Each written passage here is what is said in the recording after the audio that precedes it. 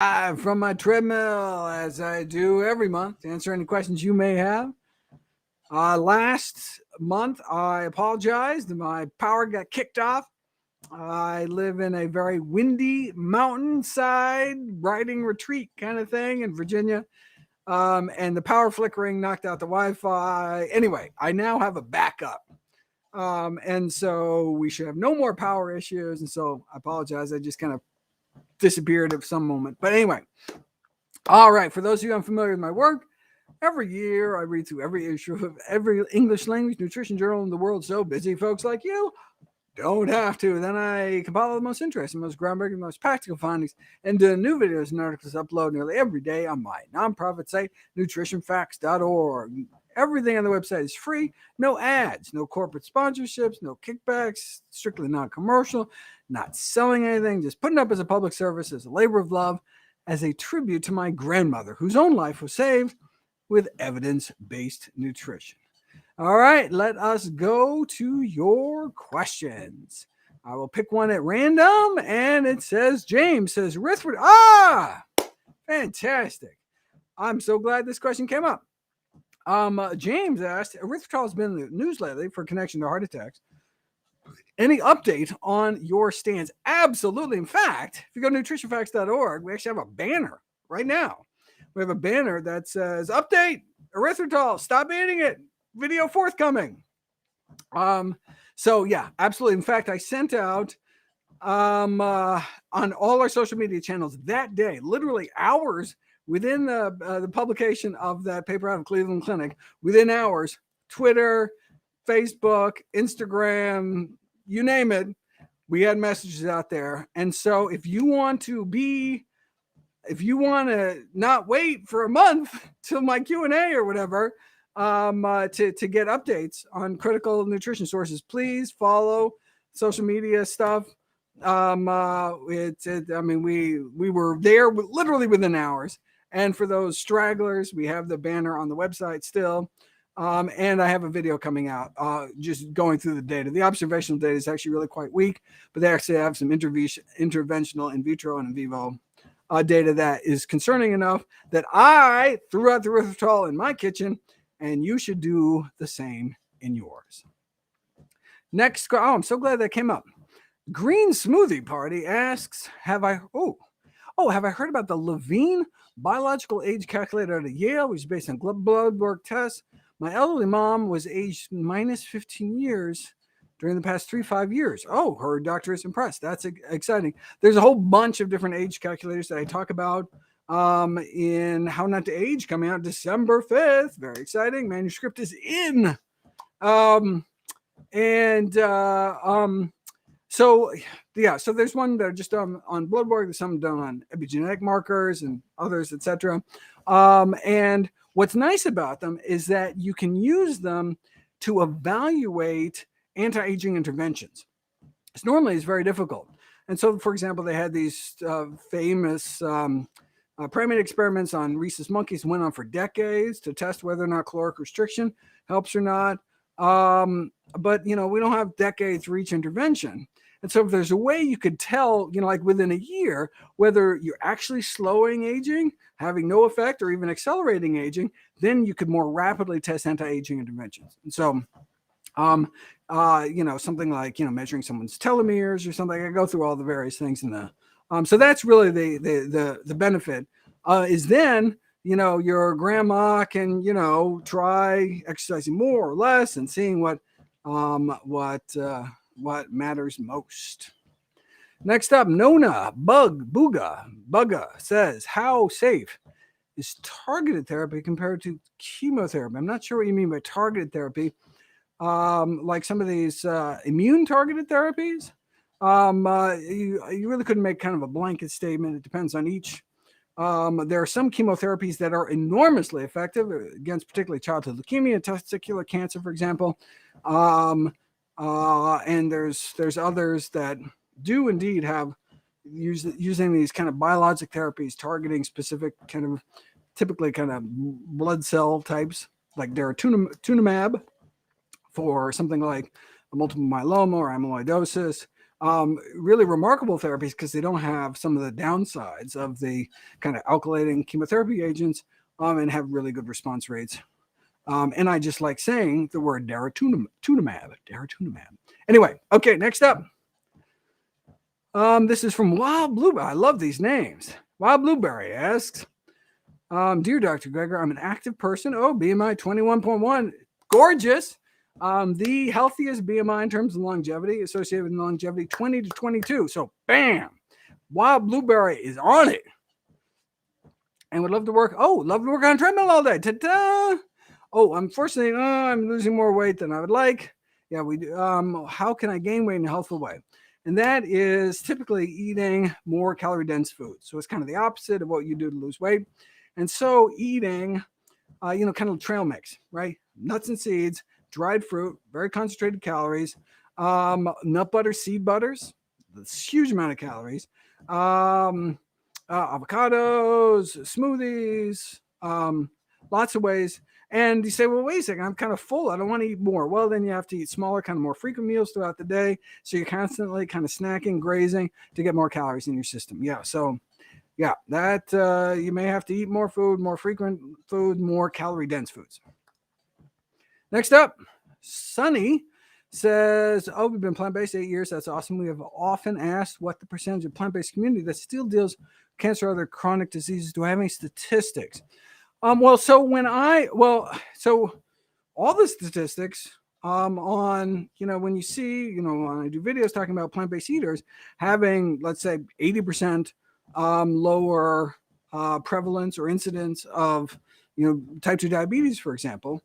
Well, that just told you right there that there's still an extraordinary diabetes risk. I mean, diabetes is an epidemic. So having 20% of an epidemic rate, that's still a lot of diabetes. And so it's not enough to just, for example, so this was looking at like vegans compared to healthy non-vegetarians. So it may not be enough just to cut out animal products. You really have to add in, it's not just what you don't eat, but add in some of the healthiest foods to try to decrease rates even further. So even if there's significantly lower rates of cancer in people eating plant-based, but lower rates compared to rates way up here to really get the kind of rates we want, which is like, the sub-Saharan Africa data from a century ago that, Burkett talked about, and I have a lot of videos about, we're talking about population, 15 million people, not a single case of multiple sclerosis. Now that's what we're talking about. Right? Or, where many of our major killer diseases were practically unknown. There just wasn't heart disease and high blood pressure, rheumatoid arthritis, and on down the list. That's the kind of, and so what were they eating? They weren't just eating a plant-based diet, but they were eating, no processed foods, extremely high fiber diets. And so, that was truly a whole food plant-based diet, as opposed to, just, cutting out, certain food categories. Next up, EJ, can I confirm that flax seeds, once ground, can be added to oatmeal heated in the microwave? The heat won't damage the flax nutrients? No, go for it, do it. It's a flaxseed oil. When you remove the antioxidants, the protectant components, and separate them out artificially, then you can get into problems with heating. But nope, you can cook them. They don't oxidize. They've all sorts of flaxseed muffin studies.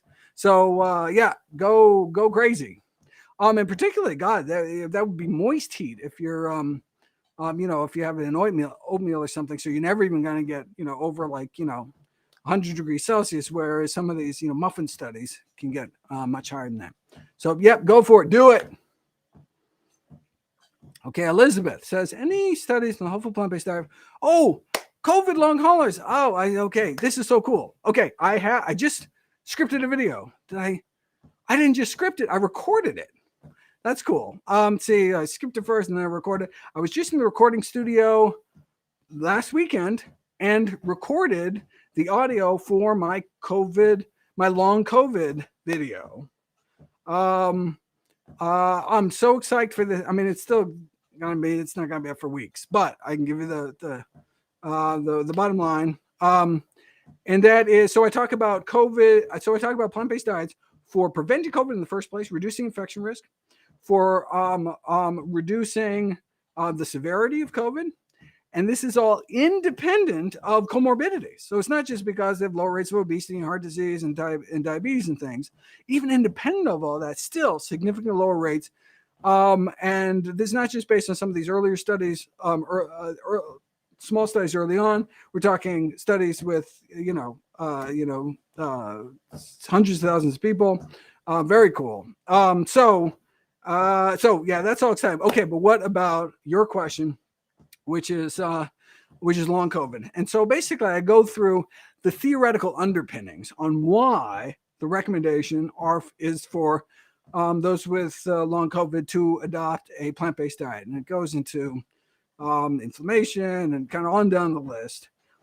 And a very unsatisfying ending. Okay, so there's this theoretical basis. There's these recommendations to be on a whole food plant-based diet, but where's the studies to put it to the test? We simply don't have them. There have been animal studies on hamsters, actually interventional studies on hamsters. If you're not a hamster, what's that really going to do for you? So we don't have the interventional studies, but we do have the recommendations and the theoretical underpinnings. And of course, eating healthy can't hurt. But it'd be nice to see if we can actually move the needle. And we don't have those interventional studies. But I didn't want to wait because there's so much juicy data already.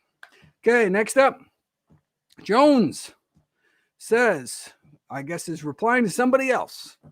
Next up, Peter says, would a whole food plant-based diet help somebody with Ehlers-Danlos? So that's a kind of a congenital condition. So it certainly puts you at risk for example, cardiac complications. And so what you don't want is the combination of atherosclerosis plus the congenital issue. So while it doesn't treat the cause, it certainly can improve public health statistics in terms of disease and death for people with this or practically any other condition. So eating healthy is even more important if you already have a chronic condition. But in terms of actually helping the underlying biochemistry, unfortunately, that would probably require gene therapy, which is not there yet. Gabriella, do I consume coffee? What's the final judgment? Actually, coffee plays a kind of starring role in, what chapter is it? I think it's my autophagy chapter in How Not to Age. So yeah, coffee could be considered an anti-aging beverage. It's just a little spoiler alert for How Not to Age out in December. But in terms of what I already have published, in How Not to Die in my liver disease, depression, and Parkinson's chapters, I talk about the benefits of coffee for the liver, mind, and brain. Coffee drinkers do tend to live longer, lower cancer rates, but coffee can worsen acid reflux disease and bone loss, glaucoma. Bottom line is that, every cup of coffee is a lost opportunity to drink something healthier, which is a cup of green tea. So green tea is even healthier, but coffee is healthy. It's just green tea is healthier. So that's why. But look, you can drink both, and the longevity benefits, the associated longevity benefits, are for both decaf and regular coffee. So it does not appear to be a caffeine effect.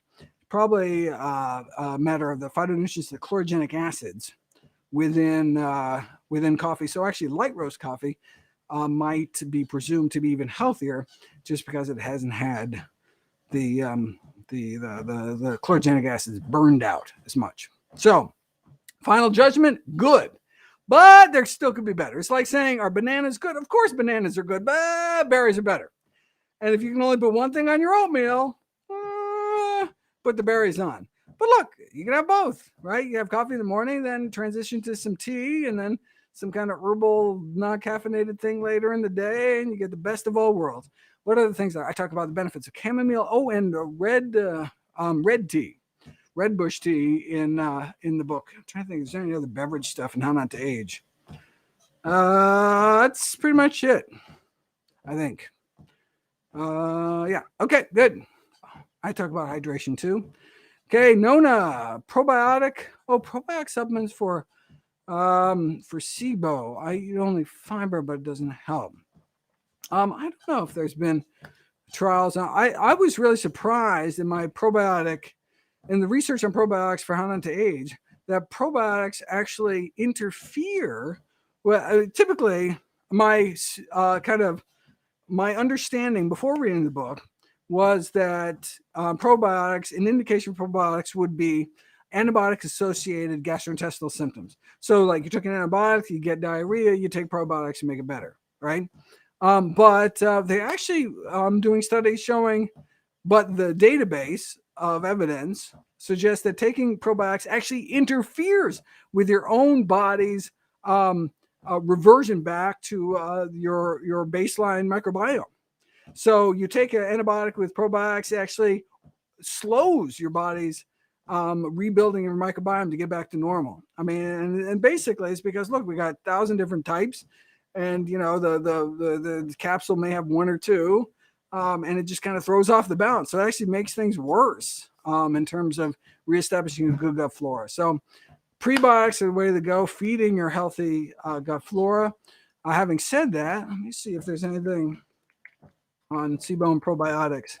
Probiotics randomized. So just looking for randomized controlled trials in PubMed on SIBO and probiotics. And what we got? What we have is a very slow government website. That's unfortunate. All right, when it pops up, I'll tell you what it says. But unfortunately, the PubMed.gov seems to be down for the moment. All right, next up. Oh, G6PD. Should we avoid all legumes? And if so, what should we do about the dozen? Okay, PubMed is up. I'll get back to that. Probiotics. Oh, here we go. Let me see if that's actually the latest. So there's been we do have so there's a meta-analysis in 2017. Let me see if that's the latest. Probiotic supplementation. Yeah, I think that's the latest. All right, so what does it say?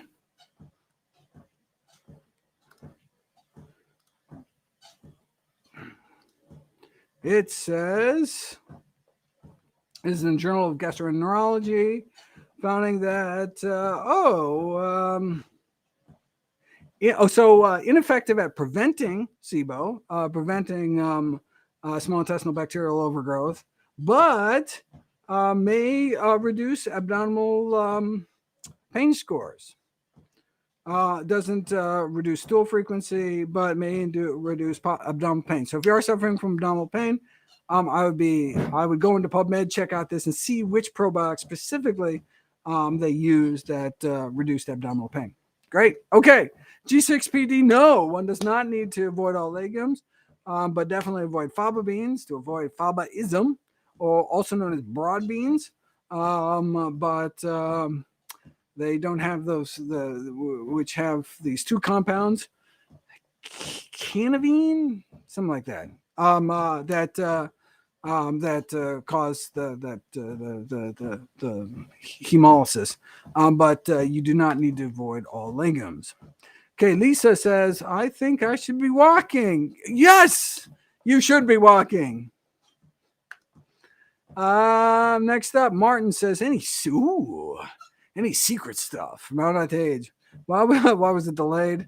And should I stop eating hibiscus tea? All secret. I mean, it's all going to be revealed in December, but certainly happy to answer any questions about it. Why was it delayed? That was my fault.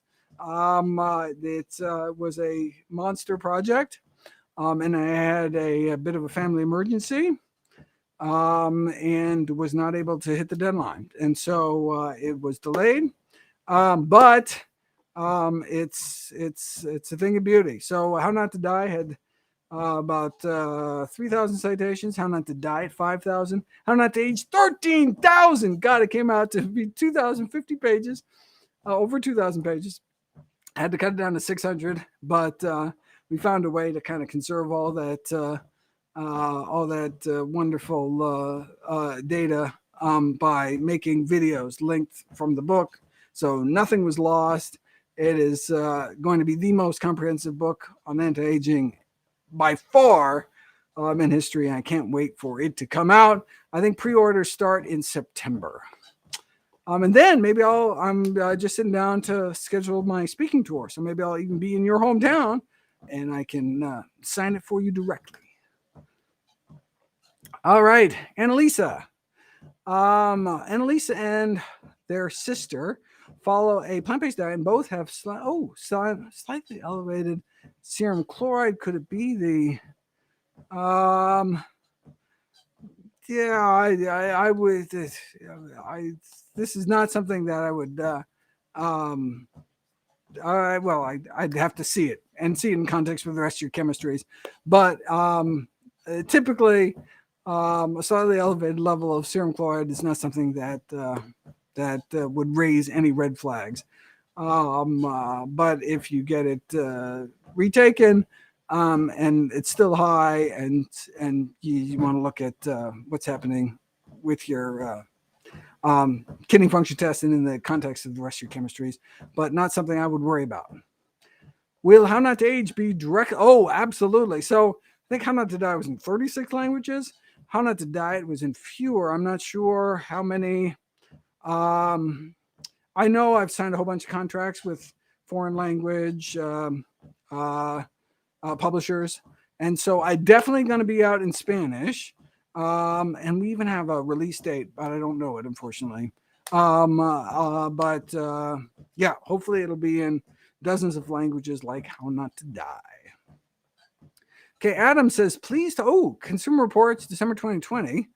Had lead and cadmium. Stop eating cacao.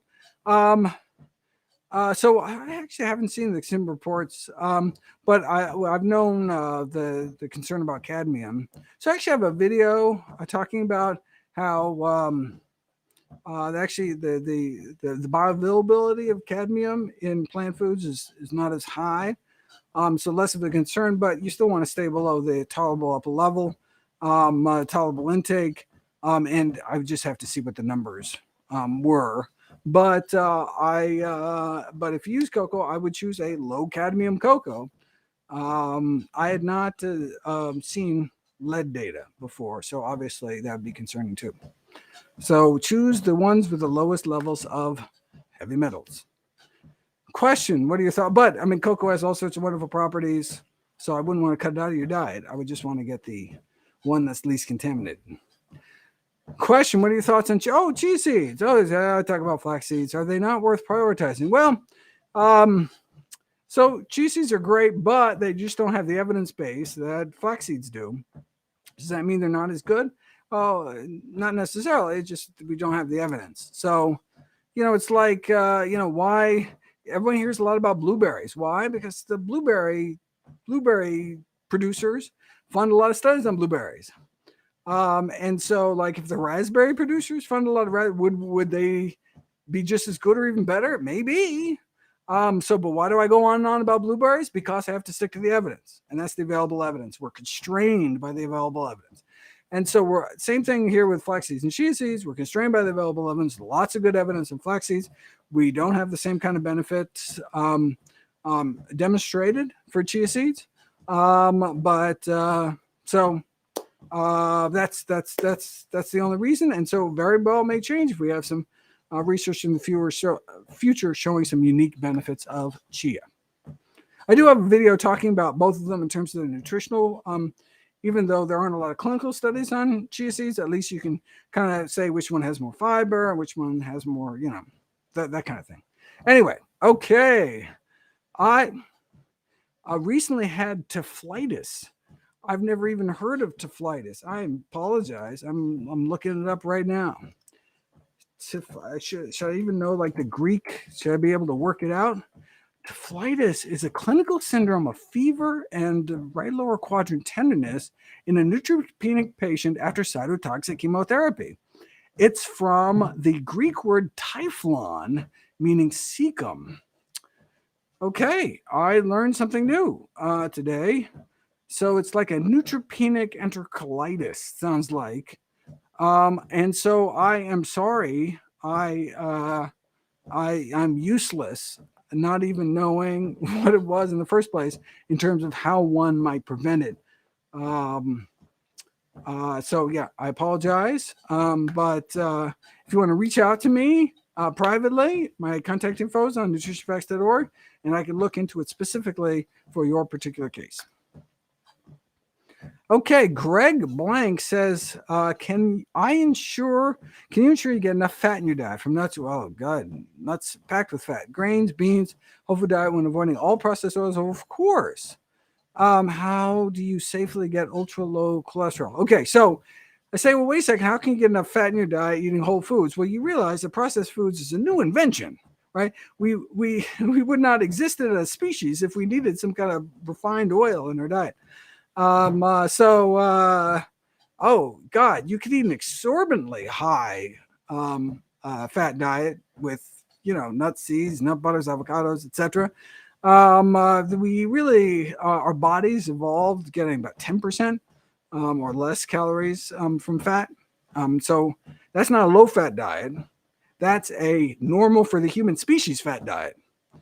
So you could argue that 20% calories from fat is a high fat diet compared to our physiology, even though that's extremely low fat compared to, current American average, which is, last I checked, like 36% or so calories from fat. Anyway, how do you safely get ultra low cholesterol? You get ultra low cholesterol, and it doesn't impact hormone production from adrenal glands or sex hormones. And the longevity syndromes. Many of the longevity syndromes are these ultra low cholesterol syndromes. Just genetically, you end up with winning the lottery, and then you have you have an LDL about 10, and you live ultra long because of it. Next up, Diana says, "Oh, B6 question. I was determined by lab tests to be too high, causing neuropathy." Using unfortified nutritional yeast, only supplements are D3 and B12. Where would you getting too much B6 from? I mean, that's strange because B6 is a water soluble vitamin, and so you should just pee it out. I mean, you really shouldn't have too high, and typically you don't even test for it. So I'd be curious why they test for it in the first place, what they were looking for, and what you could do about it. B12, I'm going to look up B12 neurotoxicity. I've certainly never seen a case. Yeah, okay, so it looks like all the cases are due to people taking supplements. So I would just make sure. Oh, that's interesting. And also depletion of B6 causes the same thing. So there's a tuberculosis drug that depletes your B6. Yeah, case of B6 neurotoxicity. But yeah, it looks like all the cases I'm seeing are from supplements, people taking too high supplements. And you say, well, wait a second, the supplement I take says that only whatever percentage of the recommended daily allowance. Well, guess what? It's a wild, wild west out there. And just because whatever's on the label of said supplement doesn't mean that's what's actually in the pill. And you don't need to take B6 anyway, because you just get it healthier ways through your diet. So yeah, there must be there. I mean, so I'm presuming that you're taking some other supplement that you didn't know. So it's called pyridoxine. So maybe it said pyridoxine instead of B6. Yeah, I can't imagine getting too much via kind of natural food sources. So I would check all your supplements or stop all your supplements, see what happens to your levels. And then, whether it said it or not, it was in one of your supplements. Okay, Martin says, my aunt has breast cancer, and breast cancer was cut off. For 2 years, she was on tamoxifen. Can she stop if she keeps eating estrogen? Estrogen blocking foods, such as soybeans and hemp, flaxseeds with a whole food plant-based diet. So it depends. So how long to take tamoxifen is a controversial subject and depends on a lot of factors, including the specific tumor type, etc. And so you really just need to have her talk to her oncologist. But see, the nice thing about eating healthy foods is that it can be done in addition to whatever you decide to kind of in a more traditional allopathic sense. But those foods are not substitutes for tamoxifen when you actually need it. Okay, Ronan says, with many legumes such as lentils, I find that I prefer them cooked. Oh, much less. No. Oh, okay. So undercooked legumes. Okay.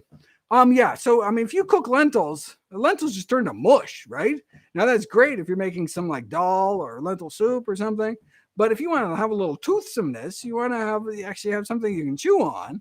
And you see that a lot with like canned beans. A canned bean super convenient, right? No salt added canned bean, super convenient. But one of the reasons that I now use electric pressure cooker, Instant Pot, is not just save money. I mean, canned beans are so cheap, but it's because I like to have actually some chew, to have the individual beans actually be individual, not just mushy, and you can do that. Okay, so the only thing is you want to make sure you can easily squish them with a fork, right? You don't want to eat hard. You want them to be chewable, because if you really undercook them, then you can deal with some lectin issues. Not so much with lentils, but with particularly red kidney beans are the big ones where you want to make sure that they are easily smushed with a fork, and then they're cooked long enough to destroy the lectins you need to worry about. But so by the way you're describing undercooked, I think it's totally fine. But right, you don't want to chew on rocks for all sorts of reasons. Peter, it says, if you're not celiac, while avoiding gluten would be a good idea if you thought you might have an intolerance. No. Okay, I explained in my gluten series, and the reason you don't want is because you really want to know if you're celiac. Oh, so now if you're saying you've been tested negative, that's a different story. But the problem is with people just being like, oh, I think I'm going to avoid gluten. The problem is because you may not actually. Because then the test may be negative. So if you avoid gluten, then you don't know if you have celiac, because you can't get tested for gluten, because the test is basically a little biopsy of your intestinal lining that might be negative because you haven't been eating gluten. So they're looking for a certain type of kind of chronic inflammation. So rather than avoiding the gluten, which kind of screw up the test, you get tested to make sure to see if you really do have celiac disease. In which case, then he said, well, why does it matter whether I'm, diagnosed or not if I'm going to avoid gluten? Well, it's a whole different thing. I mean, if you have celiac disease, you have to absolutely, completely, strictly avoid even cross-contamination of gluten. It's a whole nother story than just kind of avoiding, concentrated sources of gluten. So that's why it's important to know. Okay, ZJ. Oh, someone just asked somebody else a question. Next up, Max. Lately, I've spoken a lot about eating. Oh, yeah, wheat germs, spermidine. Yeah, that's a good question. Yeah, why separate it out? The question is, I'm talking about the benefits of wheat germ for spermidine. As part of my How Not to Age book, I have a whole chapter talking about spermidine. And wheat germ is one of the most concentrated sources, along with tempeh and mushrooms. But look, why just eat the germ of the wheat when you can eat the whole wheat berry? Aren't I all about like intact everything? You want it as whole as possible. And indeed, it is just a matter of concentration. So the spermidine is concentrated in the germ. And because spermidine is involved in DNA protection, and so that's why it's concentrated in like the little embryo of the plant. And so, right, if you're eating wheat berries, you just could not get I think I recommend, forget how many milligrams. I know my chart is I list every single food with 2 milligrams per serving.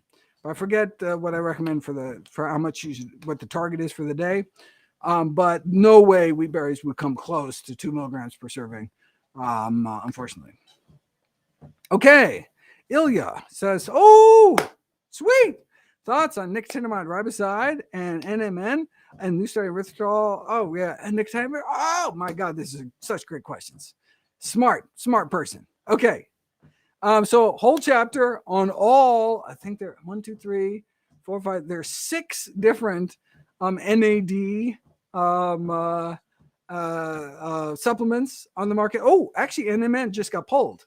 I think like go on Amazon, you can't buy it anymore, and that's because it's due to FDA action. So that's interesting. But I talk about the pros and cons of all of them, and end up saying they're all too conny, and that we should instead naturally reduce, boost our levels through diet by boosting the enzyme that produces it and suppressing some of the enzymes that use up too much of it. So that's so you should not be taking these NAD boosting supplements. And I go through each one of them in great detail. And new study on erythritol, you shouldn't eat it. Do not eat erythritol. I threw mine away. You should throw yours away until we have clinical data that somehow resurrects it. But the in vivo and in vitro data, interventional data, is good enough for me. And then thoughts on nicotinamide for also known as niacinamide for skin cancer prevention. Absolutely. The problem is generalizability, but for people who are high risk for skin cancer, meaning you've already had skin cancer and trying to prevent more skin cancer, or you're immunosuppressed, like you're an organ recipient, and you have to protect you from rejecting that, prevent you from rejecting that organ, they have to immune suppress you.